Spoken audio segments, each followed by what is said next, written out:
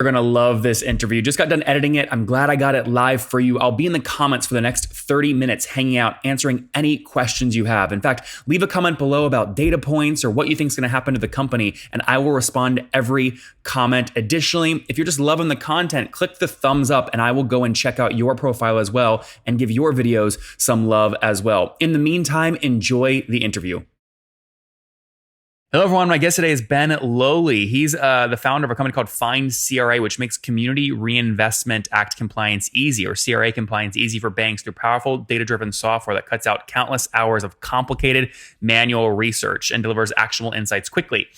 He's, again, co-founder and CEO and leads the overall company vision, product, and design, as well as business strategy. Ben, you ready to take us to the top? Yep, let's do it. So banks are going to get pounded tomorrow with everyone applying for this PPP stuff. Are you playing any role in this?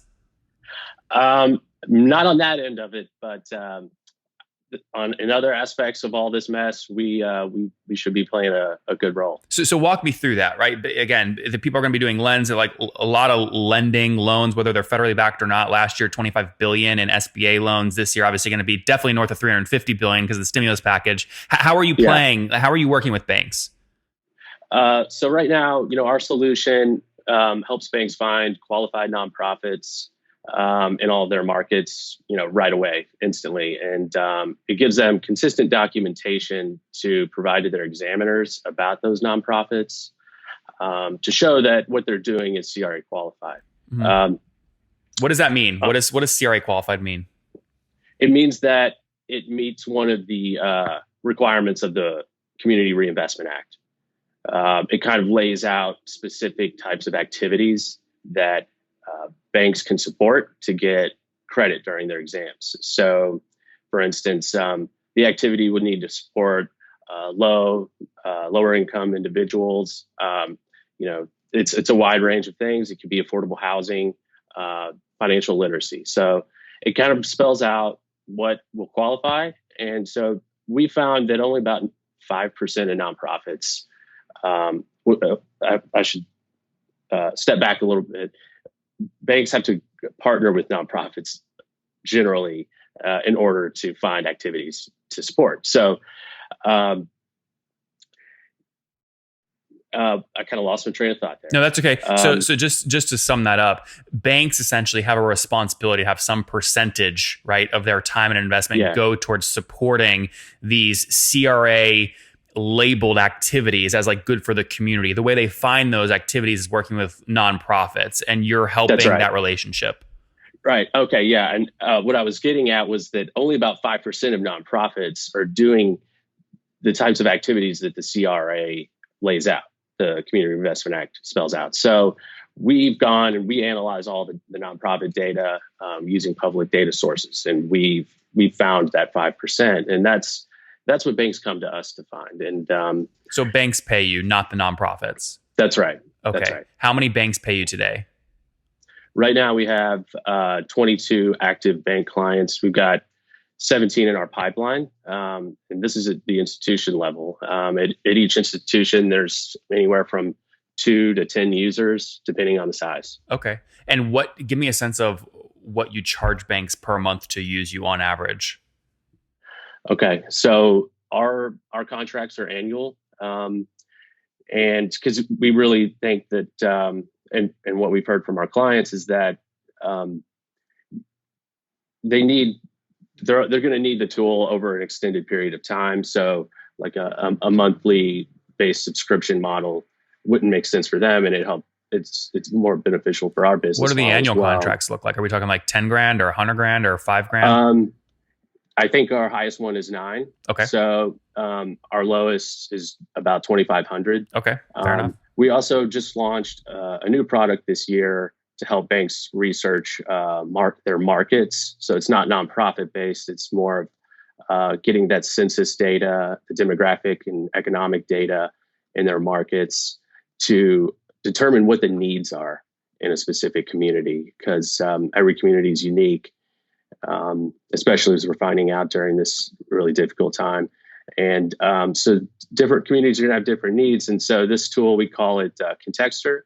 One part of CRA is what they call performance context. And that's really That's the bank going and out doing research to figure out what the needs are in a market. And so we've developed a product, it's SaaS based as well, that gives them instant market reports. And that's really driven sales as well. So banks can sign up for that anywhere from 2,500 to about 5,000. And we'll sometimes discount the pricing if they bundle it with our nonprofit search product. I see. So 22 of these customers paying somewhere between 2,000 and 9,000 per year. We'll assume conservatively 2,000 because that's your minimum. I mean, that puts you at about $50,000 per year in revenue. Is that about right? We're actually doing a little bit better than that. Looking at annual run rate for 2019, we were at 72K. Oh, great. That's just SaaS products. We also do consulting as well, kind of more personalized, tailored approach.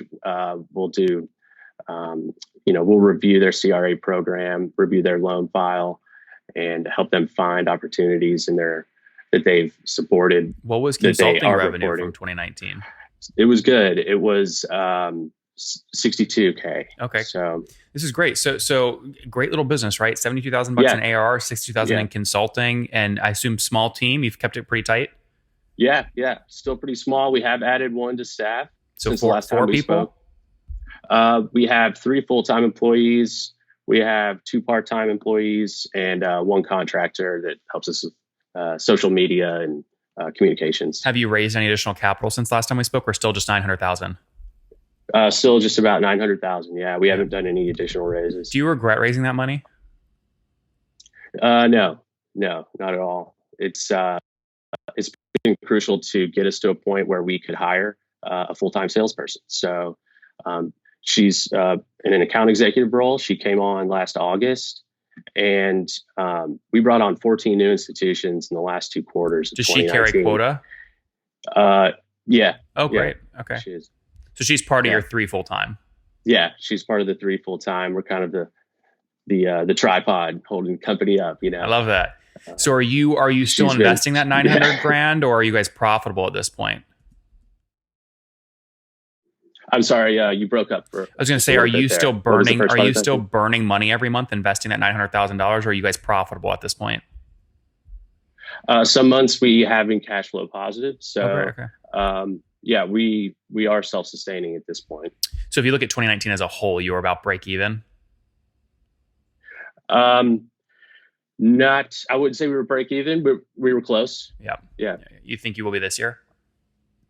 I think so. Yeah. With 17 banks in the pipeline, and it looks like all these deals will close. The sales cycle is long with a large institution, so at some point this year, I think we will bring on 15 to 17 new banks. And at that point, we will be more than covering our monthly burn. Yeah, no, this is great. How do you paying commission on like a $2,000 or $3,000 a year sale is really tough. There's not a lot of money to split up. So right. How do you so when you're the lady you hired to lead this, I mean, do you say, hey, please only sell $5,000 a year contracts or higher, otherwise we can't afford to pay you commission? No, we've really let her loose to sell as much as she possibly can. We're trying to scale this nationally, and I mean, get as many demos as we can. Once we get a demo with a bank, like we're at about a 33% kind of conversion rate. So we want her to be successful. We want her to be part of the kind of foundation of our team as we really look to scale this nationally. All right, very good, Ben. Let's wrap up here with the famous 5. Number 1, favorite business book. Favorite business book? Probably Fooled by Randomness by Nicholas Taleb. That's a good one. Number 2, is there a CEO you're following or studying? I always keep my eye on Elon Musk, but I think my favorite CEO of all time is probably Andy Grove. Yep. From Intel.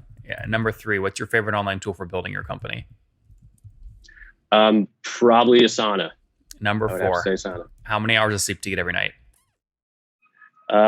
Try to get 7, but usually it's more like 6. Yeah. What's your situation? Married, single, kiddos? Engaged. Oh, congratulations. No kids? No kids. No kids yet. All right. Yeah. And how old are you? I am 36. 36. Last question. What do you wish your 20-year-old self knew? Uh, I wish that I knew then that it was okay to fail and that, I didn't have to have all the answers.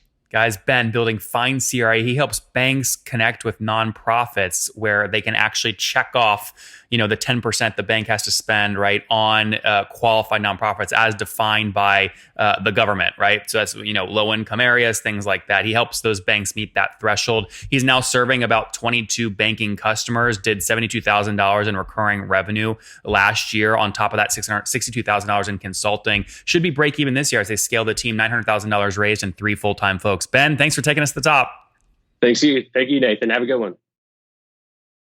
You guys know I fight like heck to get these data points for you from these CEOs that rarely do these kinds of shows. If you want more shows like this, make sure you subscribe right now. We're trying to get 10,000 YouTube subscribers by the end of September here, 2019. And it would mean the world to me if you clicked now to subscribe. Additionally, I've got 2 more great interviews for you. If you want more data points from the world's leading SaaS CEOs, click and watch one of them right now.